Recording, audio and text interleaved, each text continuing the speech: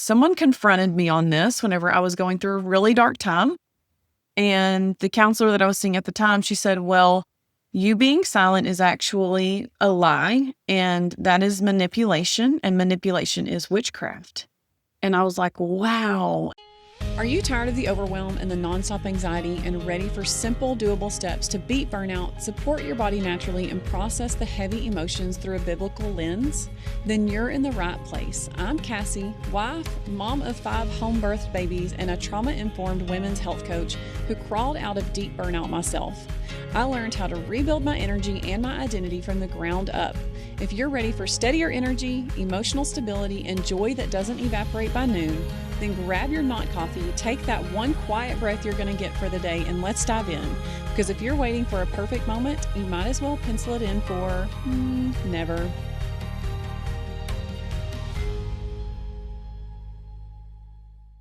Hello, friends. Welcome back to another episode. I'm so glad you're here. Today we're going to talk about resentment and what that means for people like you and I who never felt safe enough to speak up for ourselves, and how it then contributes to resentment in relationships specifically, and why it creates anger and all of this bitterness within us. But it stems from childhood and people around us, especially adults, maybe siblings, maybe some older siblings that just did not allow you to feel safe enough to speak up for yourself. If you did speak up for yourself, if you did voice your opinion, if you did say something that was opposite or confronted maybe their belief system or maybe the truth about a situation, and you either got shut down, you got reprimanded, you got in trouble. So therefore you learned, if I speak up for myself, it's not a good thing. And so you learned to suppress your emotion. You learned to stop speaking up for yourself. You learned to stop telling the truth. And in turn, your body remembers that. Your body holds on to those things. And that's when the bitterness arises and resentment forms. And so the Bible clearly tells us, stop telling lies, to put off all bitterness, and to speak to your neighbor in love and in truth. But if you learned from a child that wasn't a safe thing, that wasn't a safe place, then how do you move forward into adulthood without allowing bitterness and resentment to well up inside of you? So we're going to talk about that today. We're going to open with Ephesians 4:25. It says, stop telling lies. Let us tell our neighbor the truth, for we're all parts of the same body. But again, that goes back to the question of, what if it was never safe for you to actually do that? What if you telling your neighbor that you thought that loved you something that might have been a little bit confrontational got met with gasoline and fire, and it caused an uproar, something that you weren't intending to happen?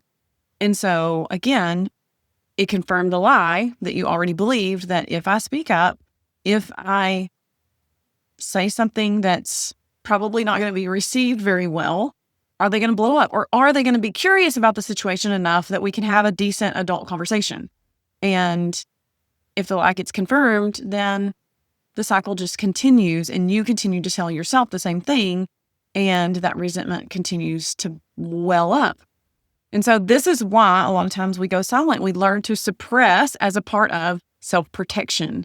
You learn that expressing what you felt led to the hostility, the dismissal of your feelings, or even punishment as a child. Maybe even as an adult. There was some form of what you felt like was punishment. So you stop speaking up for yourself, you stop saying what you truly feel, you stop confronting the situations altogether. And it's a part of a survival mechanism that your body defaults to, that your brain defaults to, because it wants to protect you from the confrontation, especially if you don't like confrontation. But unfortunately, the body holds on to all of those things. And so I'm going to read this part because I wrote this out and I think it really paints a beautiful picture of what happens to a lot of us. So we show up and express something other than what we're actually feeling. And that gap between what's true inside and what comes out is actually a lie. So I want you to think about that for a second, because someone confronted me on this whenever I was going through a really dark time. It was before burnout, but this situation, I believe it was so stressful. It's the ultimate thing that launched me into burnout. And so I was staying silent in a situation because I didn't know how to just speak up for myself and calmly say, this hurt me. I don't want to talk to you right now. I need some time away from everybody to think about what has happened, to process what has happened, and to heal. So I didn't have the words to say that. I was just a complete wreck on the inside. Every time I thought about the situation or certain people, my brain was swirling a million miles an hour. And so I just stayed silent. And what ended up happening is those people were really confused. Like, why aren't you talking to us? And the counselor that I was seeing at the time, she said, well, you being silent is actually a lie, and that is manipulation, and manipulation is witchcraft. And I was like, wow. And we all know that verse in Samuel that says manipulation is as the sin of witchcraft. And this is why. And it all comes down to a lie. And we probably don't think of lying as not speaking up in the moment about how we truly feel in order to avoid confrontation. We've all done it. And it's okay. But unfortunately, what ends up happening is our body pays the price for it. So I'm going to keep reading. It's not that you're consciously deceiving anyone. You're not purposefully doing it. It's more like you feel hurt. You don't say something about it. So you smile, you move on, or you shut down and deflect. The other person responds to that, the performance part of you, not to what's actually happening in you. They can't because you didn't give them the real thing. You didn't give them the truth. And that dynamic over time becomes manipulative, again, not intentionally, because you're quietly building a case against someone who was never given the chance to respond to the truth. And so resentment is essentially the accumulation of all of those unexpressed truths that you shut down and you shut down and you shut down. And maybe even there were like parts of truth that you were able to speak up and say a little bit about, but you weren't always able to really express it. And then there's the whole flip side of it. Like, even if you express your truth, it's still not received well. There's still, a dismissal of what you said. Well, I can't believe you feel that way. Or, well, oh my gosh, okay, let's just forget about it and move on. Or you're too emotional. Whatever the lie is then that comes at you, even after you speak your truth. And so that's a whole nother process to walk through if you feel like, well, I did speak my truth and it was still shut down or I was still dismissed. But all you can do is speak the truth in the moment. You can't change the other side of the coin, the person on the other end that needs to receive it or needs to hear you out. And so you're going to have to process that as well. You can't change them. And so that's a hard thing to accept as well. And so suppression, whenever we suppress these things, and that is this gap between what you feel and what you actually express, which is equivalent to the lie, because you're giving them a pretty face.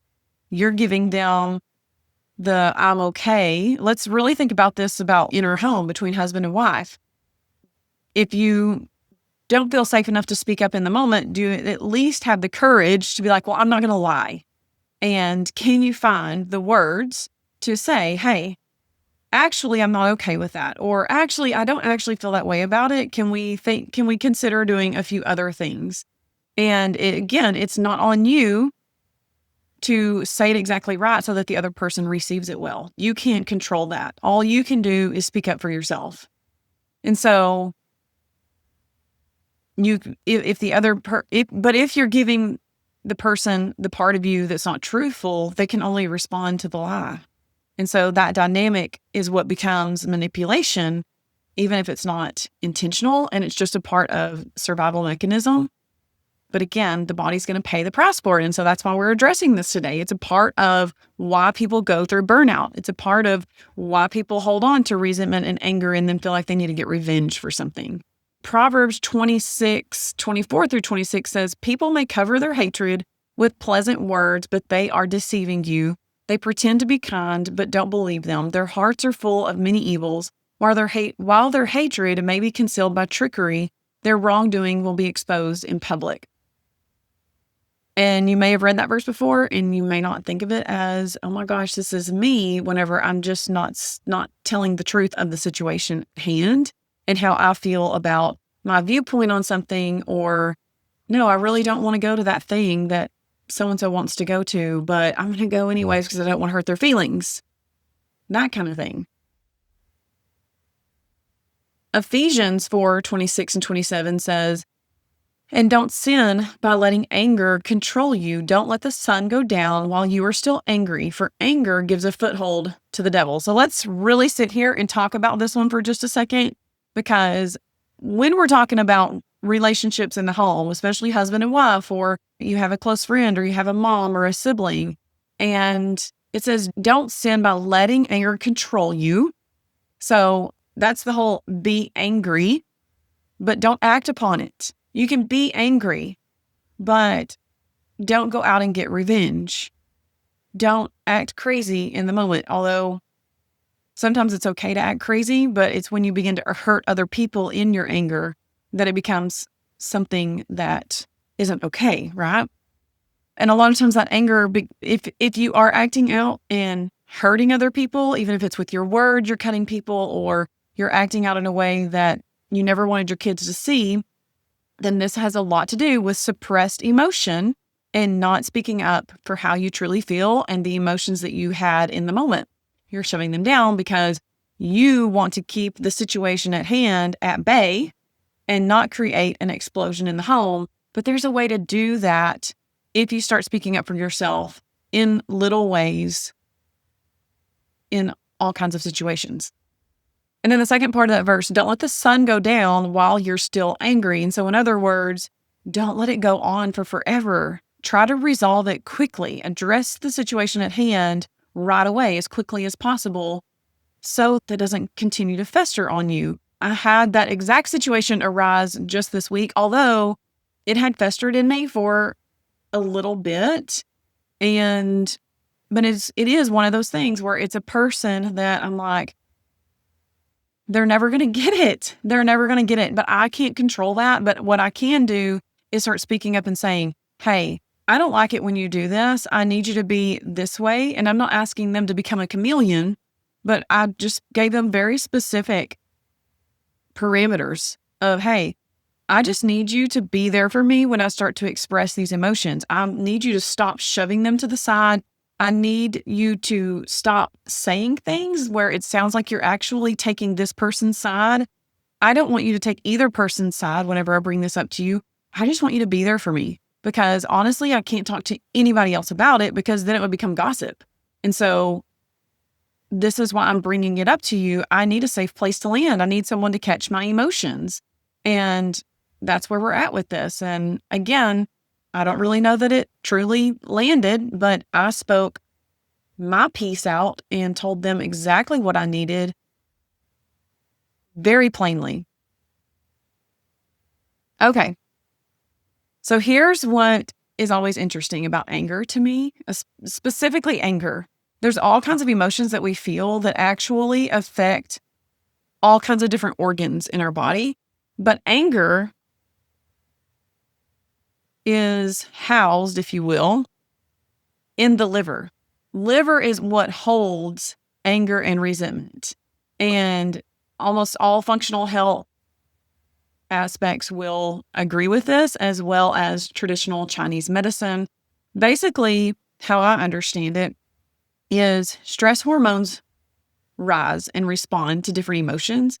And then those stress hormones, like cortisol, are basically sent in different pathways according to whatever different emotion. And so the pathway from anger is the liver. And so this is specifically why liver holds on to anger. And so why it's so important to really do things to support your liver as well, because it all goes hand in hand, working through the emotions, but also supporting those bodily functions appropriately and those organs. So doing things like a warm lemon water would really help to increase bowel flow, wake up the digestive system, and it's an antioxidant to really flush out the liver. Chronic suppression is also linked to chronic stress activation. Your nervous system knows what's true even when your words don't. And so your nervous system and your body are going to react despite what comes out of your mouth. You think it's not affecting you, but it really is. It also contributes to adrenal fatigue, inflammation, digestive disruption, which are all downstream of unexpressed emotions. And then let's talk about the mineral connection, because you know I love to go there. What happens when your stress levels rise? Cortisol rises. You burn through a lot of magnesium anytime that stress rises. This is why so many of us are highly depleted in magnesium, or we're in a loss pattern of magnesium because we're under chronic stress. You can't relax. You become hyperactive. And then on top of that, you may have high calcium due to emotional armoring, shutting down, protecting yourself because you're not sure how people are going to respond to what you have to say. And then a low sodium and potassium ratio can contribute to this exhaustion, and then really a lot of the feeding into the resentful burnout pattern, because when sodium and potassium are low, those are the excitatory minerals, and so they help to give energy. And so when you have no sodium and potassium, you are truly exhausted, because then you probably have calcium and magnesium that are high, because that's just the trend that we see.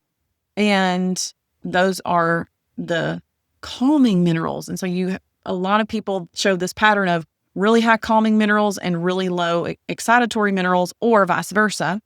And so I work with a lot of clients that can never rest, and they're just always on the go, and they have high energy even though they're in burnout, or the very opposite. They're completely exhausted, have no energy whatsoever, can't get up off the bed. This all stems from suppressed emotion and creating a stress response within the body that doesn't feel safe. Okay, but this is the big one that I want to talk about, because when you begin to start healing your body, both physically and emotionally, and you actually start finding pockets of, I want to say pockets of moments, but pockets of scenarios where you can actually start speaking up for yourself and speaking your truth. I love to use the example of just husband and wife, because you love each other. You're usually actually for each other. And sometimes that's the hardest place to use your voice, but sometimes it's the easiest as well. And so it's definitely the one that you will get the most opportunity to. And so that's what I did. I started finding moments where I would catch myself and I'd be like, no, I'm not telling the truth there. That's not actually how I feel. How do I feel? And then let's address this, because I know I'm not the only one who, when I became a Christian, maybe you've been a Christian for a very long time, but can get stuck in this place of, what does God want? Well, what does God want? And almost coming down to this very OCD type personality that can't even pick out clothes without asking God, what do I wear today? And while I don't think there's something inherently wrong with that, and it's good to be prayerful all the time and look to God all the time and lean on the Lord for everything in every situation of your life, it can lead to some very unhealthy patterns and a lot of confusion, a lot of anxiety, a lot of just bad feelings, tensing up like, oh my gosh, I asked the Lord, but I didn't hear from him, so I don't know. Is this the right shirt? Is this the right color? What am I supposed to do with this? Did I wear the right bra today? Did I pick out the right coffee mug? We can become very obsessive compulsive about some of those things and claim it to be in the name of the Lord. And I think that that's probably something that women deal with way more than what we want to admit. And so going back to that counselor that I saw, she was one of the ones that told me, hey, like you just need to start asking yourself, what do you want? What do you want? What do you actually want? Take God out of it. take your husband out of it, take your family out of it. What does Cassie want? And it was very hard for me to answer that question because I've lived my life for everybody else but me. And when I would ask myself that question, I wouldn't know. I get my nails done now. And once I finally made the decision to start getting my nails done on a regular basis, I finally was able to let go of that decision overwhelm. Oh my gosh, well, if I pick pink today, is it going to go with every single outfit that I want? Am I going to like that color tomorrow? Oh no, what if I don't like that color tomorrow? What if I decide I want a different color? I'm so overwhelmed with all the colors that I can't pick a color. I still have a hard time shopping, but it's very hard for me to go shopping and just, oh, well, I like this one. Well, wait a second. What if there's a better shirt in here? What if there's something else that I want that tomorrow I'm going to actually need that thing and it's in here somewhere, but what if I'm buying the wrong thing? Well, I don't know, like, should I just spend $50 or can I spend $100? I don't really know. And really, this is a big thing in women. A lot of this comes down to your money mindset, but some of this just comes down to being very dysregulated and not knowing how to make small decisions in everyday life because they all feel so overwhelming to the nervous system, and all of those other questions then start flooding your mind. And so one way to, again, get past this, just like finding pockets of moments, pockets of scenarios where you can speak up for yourself, there's also pockets of moments and scenarios where you can just make the decision. Just go forward with the decision. If it's the wrong decision, you've learned something from it. And if it's the right decision, then guess what? You're going to be so happy with yourself that you just went ahead and made the decision. Just go ahead and make the decision. Stop overthinking it. That is the pattern that a lot of us fall into, is that overthinking, because we've lived our life for everybody else and we've not actually asked ourselves, what do I want? And then when we ask ourselves that question, we don't know the real answer.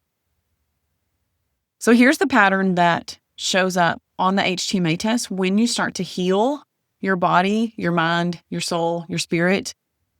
And it's called a heal pattern. And when you're looking at an HTMA test, like a bar graph, you actually literally see like what would be considered a heal.